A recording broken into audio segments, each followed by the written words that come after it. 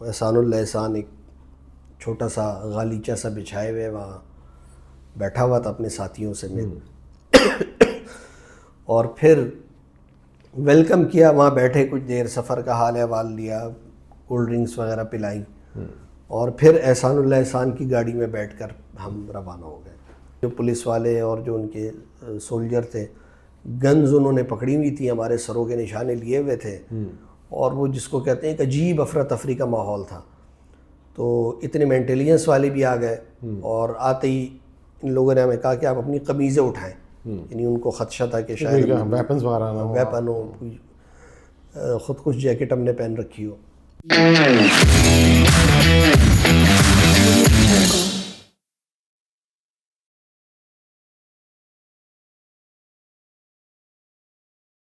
بسم اللہ الرحمن الرحیم. السلام علیکم. آپ دیکھ رہے ہیں Pak youth plus podcast series صحیح شیخ کے ساتھ. ہمیشہ کی طرح ہم آج ایک نئے مہمان کے ساتھ نئی باتیں اور نئی چیزیں.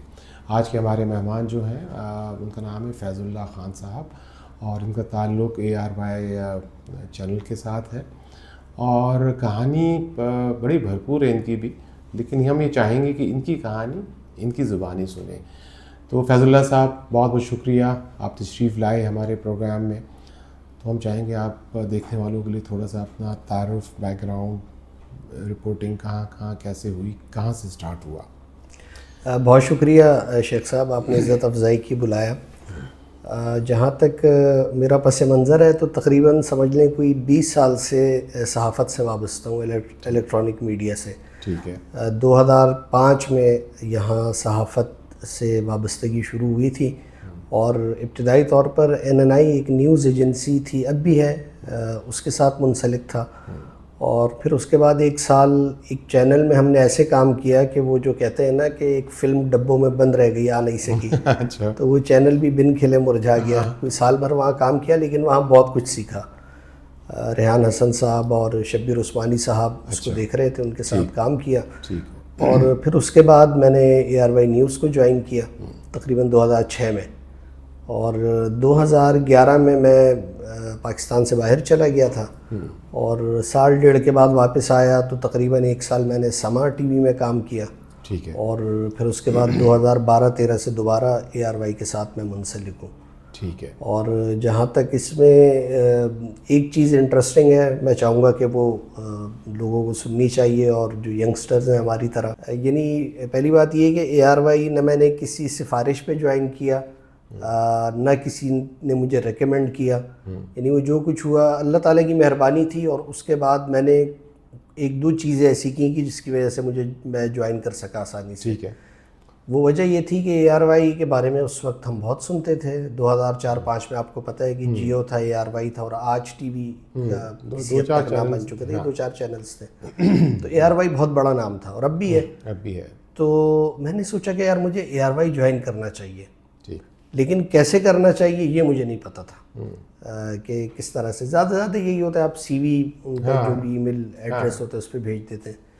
تو میں نے ایک دن سوچا کہ یار جا کر نا ملنا چاہیے, ٹھیک ہے, ملاقات کرنی چاہیے. بھئی یا تو جاب ہو جائے گی یا نہیں ہوگی, زیادہ سے زیادہ یہی ہوگا, اور تو کچھ نہیں ہوگا. تو میں ARY کا یعنی یوں سمجھ لیں کہ وہ پہلا دن تھا کہ جب میں ARY نیوز کی طرف گیا. یعنی اس سے پہلے کوئی ARY ان کے آفس میں نہیں گیا تھا. یہ مدینہ سٹی مال میں صدر میں آفس ہے. ٹھیک ہے. تو جب میں وہاں پہنچا تو اس وقت بس خوش قسمتی سے صورتحال تھوڑی سی یہ تھی کہ حالات تو ملک کے خراب تھے تو صحیح, لیکن اتنے نہیں تھے کہ بہت زیادہ سیکیورٹی ہو, لوگوں کی روک ٹوک, ایسا کچھ نہیں تھا. اب تو خیر بہت زیادہ سختی ہوتی ہے. تو میں 6th فلور پہ ان کا آفس تھا, اور وہ پورا فلور ARY کا ہے, اور بڑا سارا کوریڈور ہے. بس میں چلتے چلتے اس کو عبور کرتے کرتے جو بیورو آفس ہے جہاں پر رپورٹرز بیٹھتے ہیں, بلکہ وہاں ڈیسک بھی ہوا کرتی تھی اس وقت, تو وہ سب وہاں پہ تھا. تو میں بالکل آپ سمجھ لیں جو ARY نیوز کی ریسیپشن تھی وہاں پر پہنچ گیا.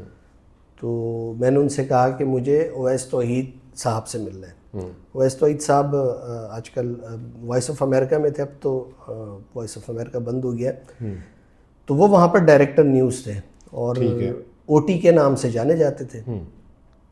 تو جو ریسیپشن پہ بیٹھی ہوئی خاتون تھی, انہوں نے کہا کہ آپ نے ان سے کیا وقت لیا ہوا ہے؟ میں نے کہا نہیں, میں نے وقت نہیں لیا ہوا, آپ میرا یہ نام ہے ان کو بتائیں اور ان سے کہیں کہ میں ان سے ملنا چاہتا ہوں. اور میں بیٹھ گیا. تقریباً کوئی آدھا پون گھنٹہ اسی طرح سے گزر گیا. پھر انہوں نے مجھے بلوا لیا. اچھا اب جب میں ان سے ملنے جا رہا تھا تو وہ کیبنز بنے ہوئے تھے, مختلف 3 کیبنز تھے, تو اس میں سب سے کونے والا ان کا تھا. اس دن سے پہلے میں نے اویس توحید کو بھی نہیں دیکھا تھا. اچھا, مطلب میں بالکل نہیں جانتا تھا کہ وہ دکھنے میں کیسے ہیں. اور اب جب میں چلنا شروع ہوا تو پہلا کیبن میں نے کراس کیا, دوسرا کراس کیا, جو تیسرے کیبن میں نے ایک صاحب کو دیکھا, قدرے لمبے بال, فرینچ کٹ, اور وہ یوں میری طرف دیکھ رہے ہیں. تو میں ان کے قریب پہنچا اور میں نے سلام کر کے کہا آپ اویس توحید صاحب ہیں؟ انہوں نے کہا جی. میں نے ہاتھ ملایا, میں نے کہا میں اس طرح سے آیا ہوں اور یہ میرا نام ہے اور یہ میں نے کام کیا ہوا ہے اور میں چاہتا ہوں کہ میں ERY میں رپورٹنگ کروں. اچھا پھر اگین خوش قسمتی, ڈائریکٹر نیوز کے پاس عموماً وقت ہوتا نہیں ہے کیونکہ وہ دوڑیں لگی ہوتی ہیں, کیا چل رہا ہے. خیر اس وقت بہت زیادہ یعنی بھاگم دوڑی نہیں تھی, لیکن پھر بھی ظاہر سی بات ہے ڈائریکٹر نیوز کے پاس بہت سارے کام ہوتے ہیں. تو انہوں نے کہا اچھا آپ بیٹھ جائیں. میں بیٹھ گیا. ان کے برابر میں یعنی میرے برابر میں ایک اور صاحب تھے, فرحان رضا صاحب, ان کے ساتھ ہوتے تھے, آج کل US ہوتے ہیں وہ بھی, تو وہ بھی تھے. اب OT صاحب نے مجھ سے گفتگو کرنا شروع کی.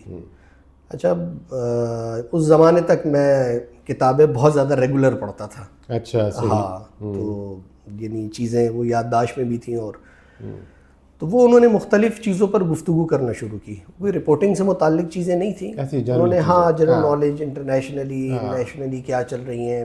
کالا باغ ڈیم کو اس وقت ایشو ایک بار پھر اٹھا ہوا تھا, اور میرا خیال ہے ڈاکٹر شیر افغان نیازی اس وقت منسٹر تھے شاید. تو وہ اس طرح سے پھر آپ سمجھیں کہ میری وہاں ERY میں جاب ہو گئی. تو اس کا جس کو کہتے ہیں کہ انسپریشنل چیز ہے یہ بچوں کے لیے. آج کل جو بیٹھ کے ہمارے یہاں جو ٹرینڈ ہے نا وہ یہ ہے کہ وہ تلاش کرتے ہیں ریفرنسز, ادھر جائیں ادھر جائیں, اور اس کے بغیر تو کوئی شاید آج کے زمانے میں سنتا بھی نہیں ہے. لیکن ان کے لیے بڑی موٹیویشنل کہانی آپ کی جو آپ کے ساتھ ہوا, اور میرے خیال سے ایسا اب بھی ایسے لوگ ہیں ہمارے درمیان کہ جو آپ کو آپ کی میرٹ پہ اسیس کرتے ہیں. پبلک سیکٹر نہ صحیح لیکن پرائیویٹ سیکٹر میں تو آج بھی اسی طرح سے لوگوں کی ہائرنگ اور ریکروٹمنٹ ہوتی ہے. اچھا یہ ہوگی آپ کی سٹارٹ. اس میں آپ کے اس پوری جرنی میں ایک بڑا جو لائٹ آف فیم ہے آپ کے اس میں, وہ آپ کا افغانستان والا ایپیسوڈ بھی ہے, اور اس پہ انٹرنیشنل میڈیا اور لوکل میڈیا تو تھا ہی تھا, لیکن انٹرنیشنل میڈیا انسٹیٹیوشنز بھی بڑی ہائپ پہ تھے. تو یہ بتائیں کہ کیا کہ ہوا کیسے, کتنا عرصہ رہے, کب واپس آئے, کیسے واپس آئے؟ تو یہ میرے خیال سے سننا چاہیں گے ہم اور ہمارے دیکھنے والے. جب میں رپورٹنگ میں آیا میں نے ایک چیز نوٹ کی کہ ہمارے پڑوس میں اس وقت اتنی بڑی جنگ چل رہی تھی افغانستان میں نا, نیٹو, امریکہ وہاں موجود تھا, اور اس کے ساتھ ساتھ وزیرستان میں بھی ایک معاملات شروع ہو چکے تھے دونوں طرف. تو میں دیکھتا تھا کہ یار ان سارے معاملات کے بارے میں ہمیں جو بھی رپورٹس ملتی ہیں نا, یا تو وہ ہمیں BBC دے رہا ہوتا ہے, یا وائس آف امریکہ دے رہا ہوتا ہے, یا الجزیرہ سے مل رہی ہوتی ہیں, یا CNN سے. تو اس میں ہم کہاں ہیں؟ ہم سے مراد پاکستانی صحافی کہاں ہیں؟ اور جبکہ ہم ساتھ اس جگہ کے ساتھ ہیں, اس کے ساتھ ہیں. یعنی نیو یارک سے آنے والا اور پیرس سے آنے والا ایک صحافی یہاں ہمیں ہائر کرتا ہے اور وہ اسٹوری کر کے چلا جاتا ہے. ٹھیک ہے, ہمیں کچھ پیسے مل جاتے ہیں, لیکن اس اسٹوری میں ہم نہیں ہوتے, اور ان کا اپنا اینگل ہوتا ہے جس طرح سے وہ دینا چاہتے ہیں. تو مجھے لگا کہ یار اس میں ہم کو بھی ہونا چاہیے. تو پھر ہوا یہ کہ کراچی میں رپورٹنگ تو میں کراچی میں کرتا تھا, اور اس وقت وکلا تحریک شروع ہو چکی تھی, افتخار چودھری صاحب والا معاملہ آ چکا تھا, اور وہ ساری چیزیں, پولیٹیکل ایک سینیریو بھی اس وقت ایک چینج ہو چکا تھا. تو میں نے تھوڑا سا یہاں فوکس کرنا شروع کیا. ٹھیک ہے. اب میں نے اس کو فوکس کرنا جب شروع کیا تو اب آپ پھر اپنے روابط بھی, رپورٹر کا کام ہے, وہ بنانے میں لگا مختلف سورسز سے. تو اس میں جو پہلی ایک اسٹوری میں نے دی اس کو انٹرنیشنلی AFP نے بھی اس کو لفٹ کیا ERY سے, اور ایک اور اسٹوری میں نے دی اس کو AP نے لفٹ کیا. ایک اسٹوری پہلی تو یہ تھی, میں نے یہ دی کہ وزیرستان میں ڈرون سٹرائک ہوا ہے, اور اس میں کراچی سے تعلق رکھنے والے ڈاکٹر ارشد وحید نشانہ بنے. یہ ڈاکٹر برادران بڑے مشہور تھے, ان کا کیس تھا. تو یہ اسٹوری میں نے دی. اب جب یہ اسٹوری یعنی اے آر وائی پہ میں نے دی، وہ کہہ رہے تھے کنفرم ہے، میں نے کہا بالکل کنفرم ہے، آپ دے سکتے ہیں. تو اے آر وائی نے وہ اسٹوری دے دی اور وہ بہت بڑی اسٹوری بن گئی اور اس کو اے ایف پی نے لفٹ کیا. پھر اسی طرح سے ایک اور اسٹوری میں نے اے آر وائی پہ دی تھی تو اس کو اے پی نے لفٹ کیا، جو امریکن نیوز ایجنسی ہے. تو آہستہ آہستہ پھر میں ان خبروں کو یعنی پھر میں ان اسٹوریز میں ان ہونے لگا، یعنی وہاں کی خبریں پھر میرے پاس آتی تھی، پھر وہ افغانستان کی خبریں جو ہے وہ آنے لگیں. اور اس طرح سے بلکہ اس میں ایک انٹرسٹنگ چیز یہ ہوئی، جو اس وقت افغان گورنمنٹ کے اسپوکس پرسن ہے نا ذبیح اللہ مجاہد، تو مجھے 2007 یا 2008 کی بات ہے میرا خیال ہے، مجھے کسی طرح ان کا نمبر مل گیا اور میں نے جینون ذبیح اللہ مجاہد سے بات کی. یہ وہ ذبیح اللہ مجاہد نہیں ہے جو 2007 میں تھے. اچھا جی، اچھا صحیح. کیونکہ ان کے ساتھ میں نے گفتگو کی تھی اور ان کا لہجہ ان سے 100% مختلف تھا. تو جی اور اس وقت اصل میں ہوا یہ تھا کہ انہوں نے اپنی ویب سائٹ پہ کام کرنا شروع کیا تھا اور ویب سائٹ کے اوپر یہ خبریں دیتے تھے بالکل الامارہ کے نام سے، اب بھی اسی نام سے. تو اس میں ان کے ترجمان کا نمبر بھی موجود ہوتا تھا، لیکن اس ویب سائٹ تک ایکسس کم لوگوں کا تھا، اتنا پتہ نہیں تھا. تو خیر بہرحال یعنی یہ ایک نام ہے جو چلا آ رہا ہے. اب تو خیر بہت عرصے سے یہ ہیں، بلکہ کئی سال سے یہ ہیں، لیکن میں پہلے والے ذبیح اللہ مجاہد کی بات کر رہا ہوں کہ جو یہ نہیں تھے. تو پھر وہ خبریں آنے لگ گئیں، چیزیں ہوتی رہیں آہستہ آہستہ. اور اس میں ایک چیز یہ ہوتی تھی کہ جو فرسٹ ہینڈ انفارمیشن کی وجہ سے میں دیکھتا تھا کہ ہمارے چینلز پر، اخبارات میں بہت سارے صحافی جو خبریں دیتے تھے یا تجزیہ کرتے تھے، اس میں بڑا جھول ہوتا تھا. ٹھیک ہے. یعنی سب سے بڑا جھول تو یہ تھا کہ وہ ہمیشہ بتاتے تھے کہ افغان اور پاکستانی طالبان الگ الگ ہیں. اچھا. اور میں یعنی پہلے دن سے اس بات پہ کلیئر تھا کہ یہ آلموسٹ ایک ہے. اچھا. ان میں کوئی جو ہے نا فرق نہیں. اور یہ بات کہنے پر جو ہے نا بلکہ سوشل میڈیا پر کبھی لکھتے تو بڑی گالیاں بھی پڑتی تھیں کہ یار پتہ نہیں ہے. میں کہا یار ہمیں نہیں، کیسے نہیں پتہ، اس کو انویسٹیگیٹ کرنا ہے. خیر بہرحال اسی کے تسلسل میں پھر آپ کو یاد ہوگا 2014 میں پاکستانی گورنمنٹ اور ٹی ٹی پی کے درمیان ایک امن مذاکرات شروع ہوئے تھے. دونوں طرف سے کمیٹیاں بن گئی تھیں. ٹھیک ہے. میاں صاحب کی گورنمنٹ تھی اس وقت بھی.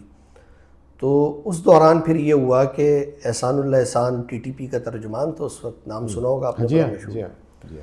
تو احسان اللہ احسان نے مجھ سے رابطہ کیا کہ یہ جو مذاکرات ہو رہے ہیں وہ چاہ رہا تھا کہ ہم اس میں ہماری طرف کا موقف اور بات اور اس کی رپورٹنگ جو ہے نا وہ کی جائے.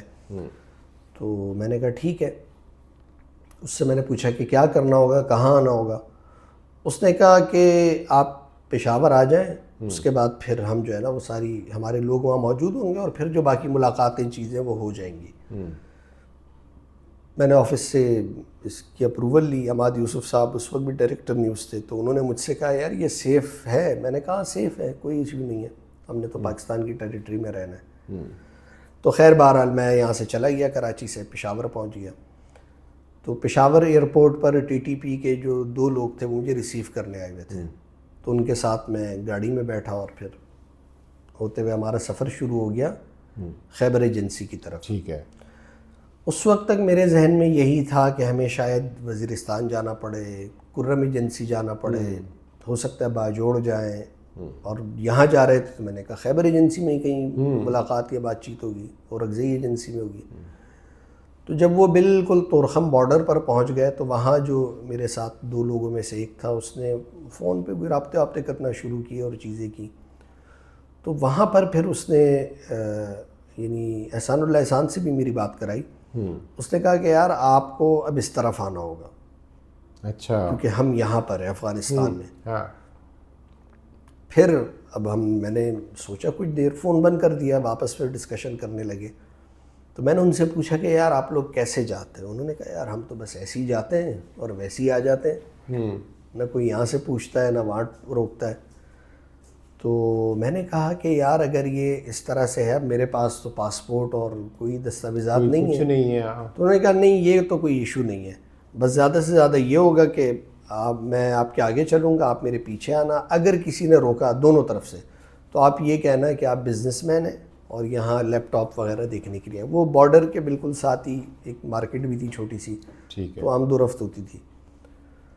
تو میں نے سوچا کہ یار اب میں یہاں آ کر خالی ہاتھ واپس جاؤں گا، یہ تو بڑی عجیب سی بات ہو جائے گی. اتنی بڑی اسٹوری کے پیچھے آیا اور بس کیا مجھے جھولا لینا تھا جہاز کا؟ نہیں یار کرتے ہیں ہاں. دیکھتے ہیں.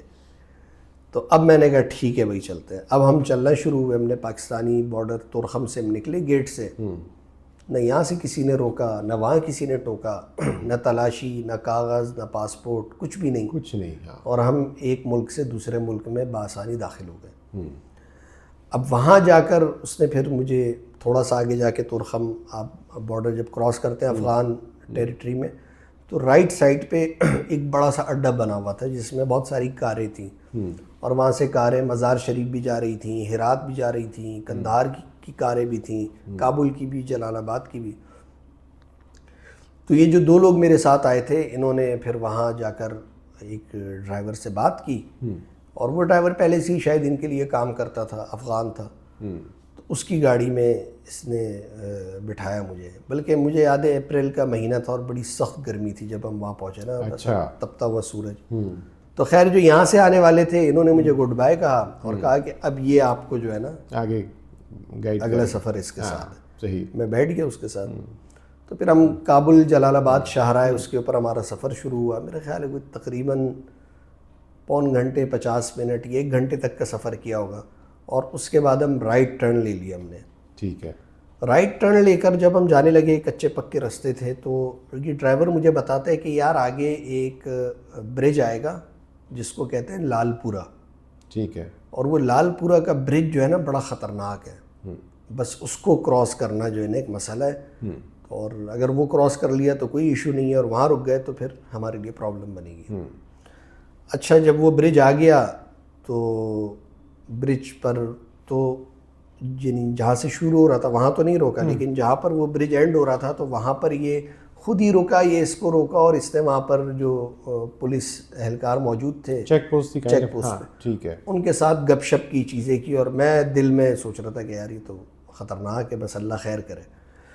خیر وہاں سے بھی ہم نکل گئے. ٹھیک ہے. اب نکلنے کے بعد آگے ایک جگہ اس نے گاڑی روکی, کچا راستہ تھا, اور اس نے مجھے کہا کہ آپ چلو, اپنا بیگ لے کر میں اس کے ساتھ چل پڑا. تقریباً میرا خیال ہے 8-10 منٹ تک ہم چلے ہوں گے. تو وہاں پر 3-4 لوگ آ گئے, وہ مسلح تھے, ٹی ٹی پی کے لوگ تھے, ان کے پاس کلاشن کوفیں تھیں, اور تو اس نے اب مجھے ان کے حوالے کیا. اچھا. اب میں ان کے ساتھ میرا سفر شروع ہوا. ٹھیک ہے. تو تھوڑا سا سفر کرنے کے بعد ہم وہاں ایک دریا آ گیا.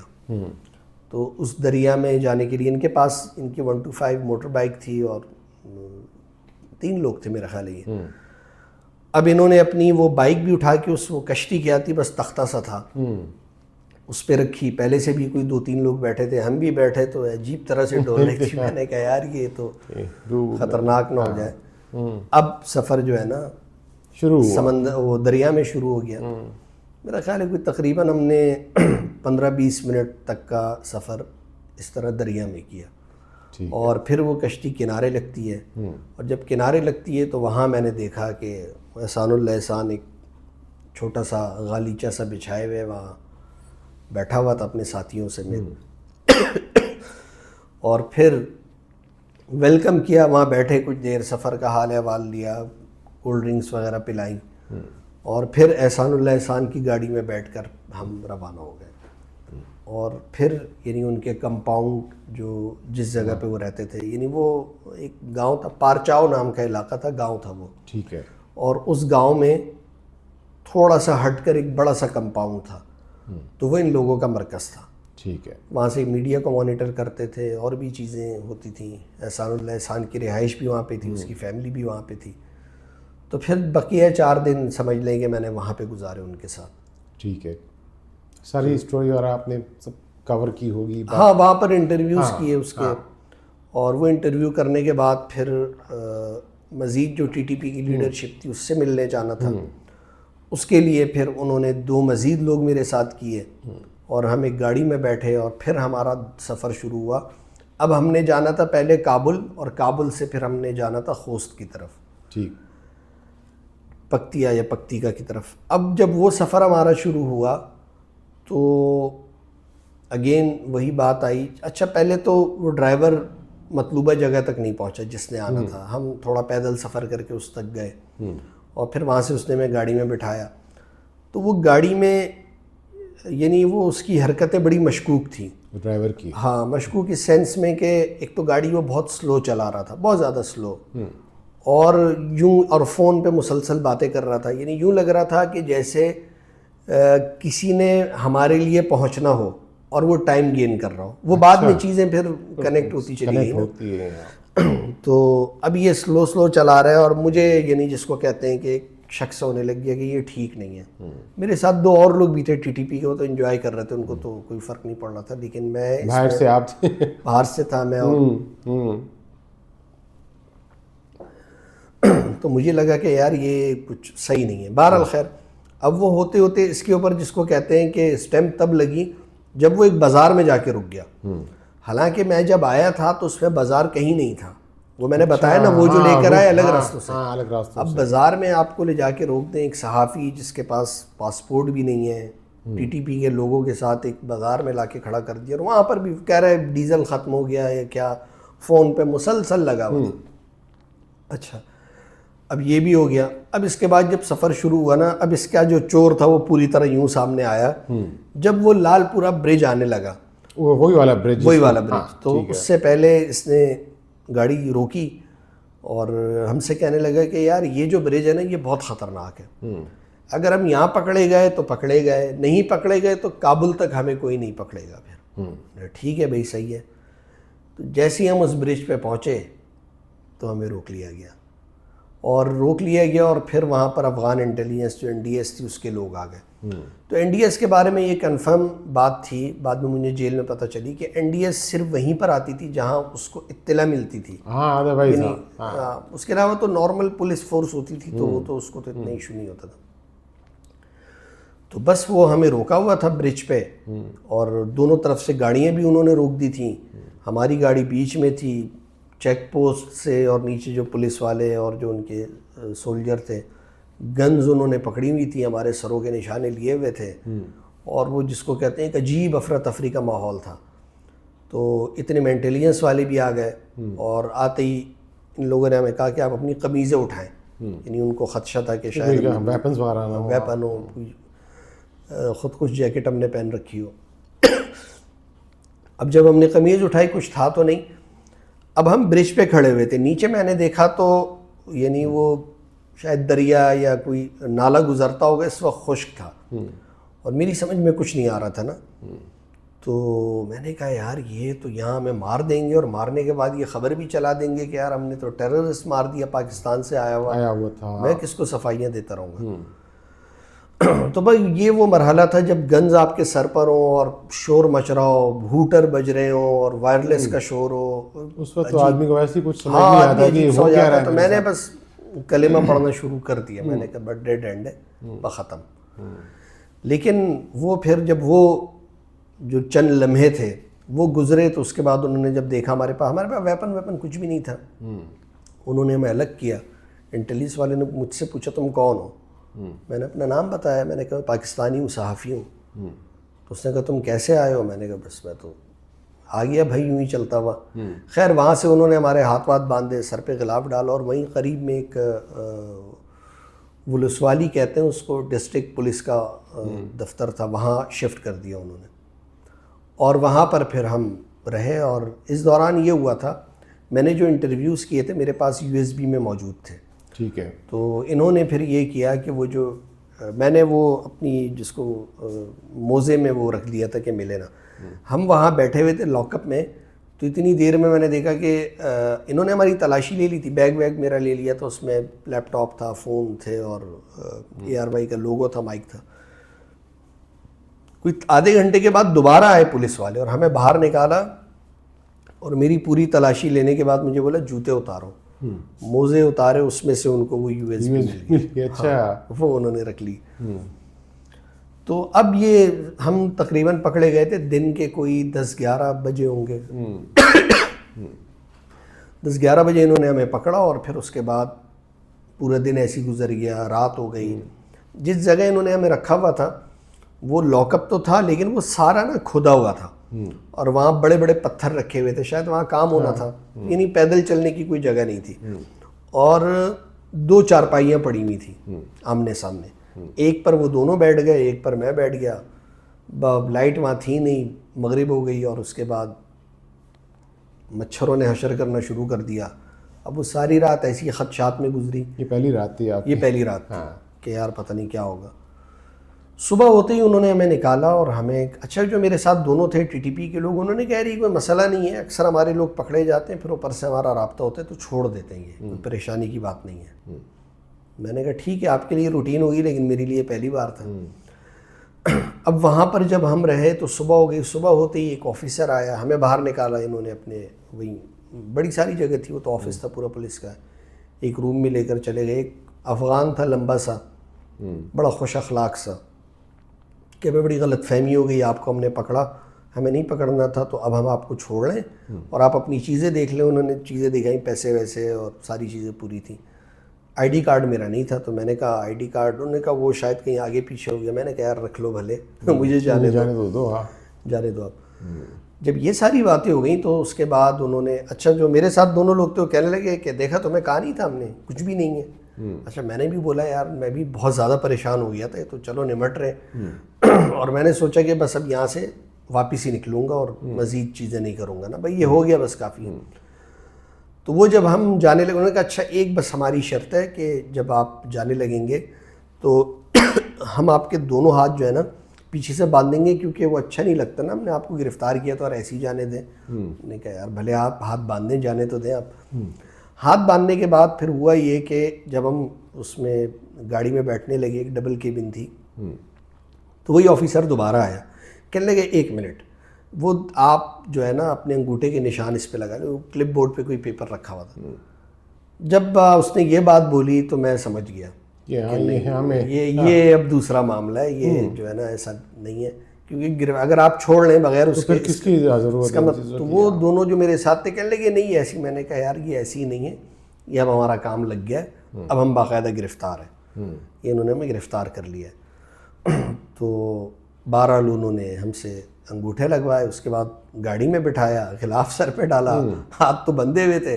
اب وہ جلال آباد کی طرف ان کا سفر شروع ہو گیا.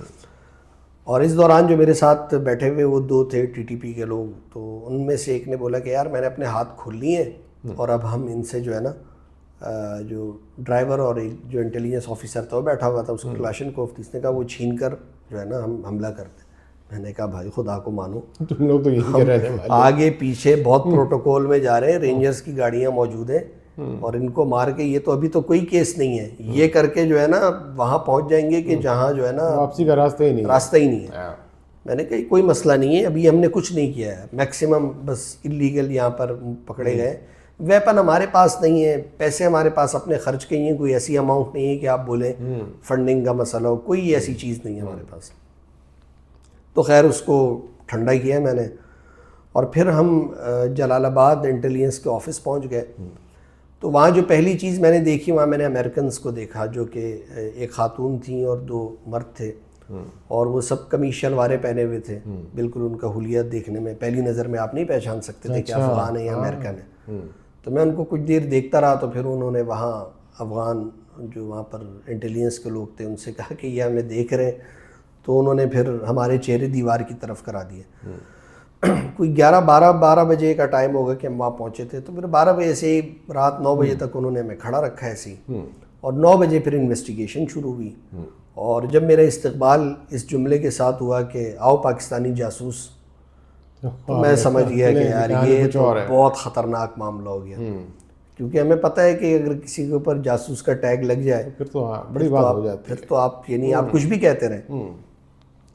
بہرحال انویسٹیگیشن کی چیزیں اس نے پوچھی اور جو آفیسر مجھ سے انویسٹیگیشن کر رہا تھا پہلی مرتبہ وہ خود یہاں ابوالحسن اصفہانی روڈ پہ رہ کے جا چکا تھا. اچھا اس کو سب پتہ تھا. جب اس نے پوچھا میں نے کہا کراچی میں رہتا ہوں. کراچی میں کہاں رہتے ہو؟ میں نے کہا گلستان جوہر میں رہتا ہوں. تو اس نے کہا گلستان جوہر کے پاس تو NED یونیورسٹی بھی ہے اور وہاں ابوالحسن اصفہانی روڈ بھی ہے. میں نے کہا بالکل ہے.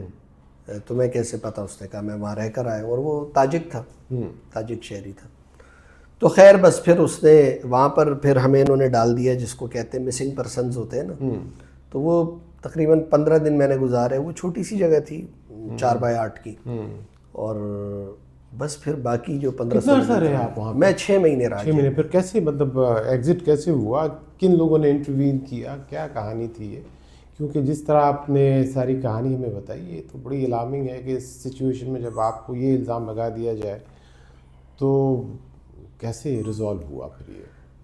وہ دراصل ہوا یہ تھا کہ چونکہ صحافی تو میں تھا نا، تو پاکستان میں بات ہونا شروع ہوئی. ARY نے بات کی، سلمان اقبال صاحب نے، سلیم صافی صاحب نے، حامد میر صاحب نے، اور پاکستان کی پوری کمیونٹی جو جرنلسٹ کمیونٹی ہے، جتنے پریس کلبز ہیں وہاں پر احتجاج ہونا شروع ہوئے. کراچی پریس کلب، KUJ کی دستور و برنا، یہ لوگ میدان میں آ گئے. وہاں قبائلی علاقے کے جو صحافی تھے انہوں نے بھی احتجاج کیا، بات کی اس کے اوپر. انٹرنیشنلی میرا مسئلہ چلا گیا تھا، رپورٹرز ود آؤٹ بارڈرز اور پروٹیکٹ جرنلسٹ، انہوں نے میرے ایشو کو اٹھایا، اور یعنی یہ بات بڑھتی چلی گئی. بلکہ جو امریکی دفتر خارجہ کی پریس بریفنگ ہوتی تھی وہاں پر بھی یہ سوال ہوا میرے حوالے سے. اچھا. تو اب وہ ایشو ایک طرح سے بن چکا تھا نا. پولیٹیکل پارٹیز بھی بات کر رہی تھیں، گورنمنٹ نے جو ہے نا مجھے وکیل بھی فراہم کیا تھا. تو وہ ساری چیزیں ملا جلا کر ایک بڑی چیز بہرحال بن چکی تھی. ایک ایشو تو اپنے طور پر تھا کہ ایک صحافی اس طرح سے، اچھا پہلی بار ہوا تھا وہاں پر پہلی بار کہ بھئی افغانستان میں اس طرح ایک صحافی قید ہو گیا. سر بہت بہت شکریہ آپ کا، آپ تشریف لائے اور بڑی اچھی باتیں آپ سے ہوئیں، اور امید کرتا ہوں کہ انشاءاللہ یہ جو باتیں آپ نے کہی ہیں اسپیشلی یوتھ کے لیے اور آپ کی پرسنل لائف ایکسپیرینسز یہ بڑے موٹیویشنل ہیں لوگوں کے لیے، اور یہ ان سے سن کے دیکھ کے آپ کی باتوں کو کچھ نہ کچھ تو حوصلہ افزائی ہوتی ہے ہمارے لوگوں کی. بہت بہت شکریہ آپ کا. شکریہ، بڑی مہربانی. Thank you.